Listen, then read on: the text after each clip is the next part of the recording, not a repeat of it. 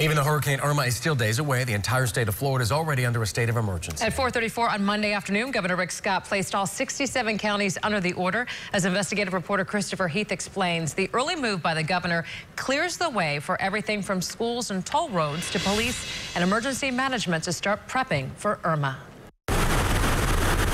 4 days before Hurricane Matthew grazed the Florida coast in 2016. Governor Rick Scott declared a state of emergency.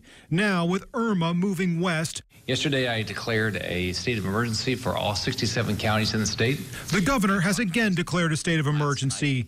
In the short term, the move gets emergency services up and running, authorizing the turnpike to reverse the flow of traffic for a South Florida evacuation and to waive tolls. It also puts schools on notice. So it allows us a lot of flexibility and just really getting prepared and ready for the storm. Schools, including those in Central Florida, serve as evacuation shelters since they are built to withstand hurricanes. A lot of the storm's path, the direction that it's heading, the amount of evacuees we might be seeing coming in to Seminole County, obviously. The order also activates the Florida National Guard, as well as giving cities and counties the power to quickly enter into contracts for services for workers and equipment, manpower and equipment that can be used for storm prep or debris removal. It also waives restrictions on commercial vehicles entering the state, allowing outside utility workers easier movement.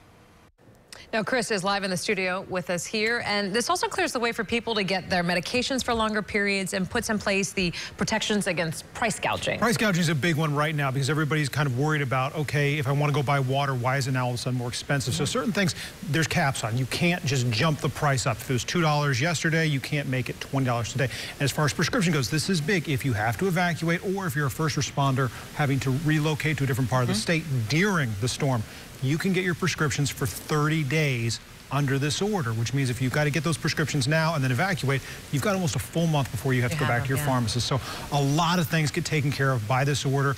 Very proactive by the state government to put this in place now ahead of the storm. And they have that price gouging hotline too. So price gouging hotline through the AG's office. Thank you, Chris Heath.